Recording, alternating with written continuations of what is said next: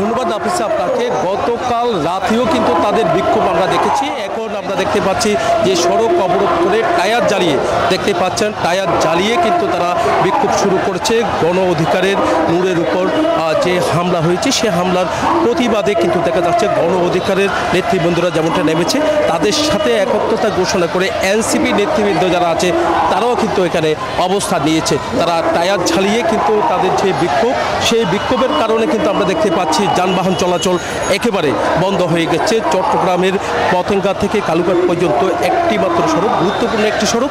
এই সড়ক দিয়ে হঠাৎ করে যে তাদের অবস্থান, এই অবস্থানের কারণে যানবাহন চলাচল একেবারে বন্ধ হয়ে গেছে। তার কারণে যারা দুর্ভোগে পড়েছে, এখানে যারা চালক আছেন তারা যেমনটা জানিয়েছেন তেমনিভাবে কিন্তু তারা এখানে যারা যাত্রী আছে তারাও কিন্তু সমস্যায় পড়েছে বলে আমাদেরকে জানিয়েছেন। তাদের অবস্থান কিন্তু আমরা দেখতে পাচ্ছি সড়কের উপরে তাদের অবস্থান দেখতে পাচ্ছেন। তারা বিক্ষোভ করছেন, এখানে দাঁড়িয়ে কিন্তু তারা সড়ক অবরোধ শুরু করেছেন। তারা বিভিন্ন তাদের যে দাবি সে দাবি উপস্থাপন করছেন। এখানে যারা এনসিপির যারা নেতৃবৃন্দরা আছেন তারাও এসেছেন, একই সাথে গণ অধিকার ফোরামের যারা আছে তারাও কিন্তু এখানে নেমেছেন। আমরা দেখতে পাচ্ছি বীর চট্টলা বিপ্লবী ছাত্র জনতার ব্যানারে তাদের অবস্থান কিন্তু দেখা যাচ্ছে। একই সাথে যে এনসিপির নেতৃবৃন্দ যারা আছে তাদের অবস্থানে কিন্তু আমরা দেখতে পাচ্ছি। এখানে যারা এসেছেন তাদের সাথে আমরা কথা বলার চেষ্টা করব।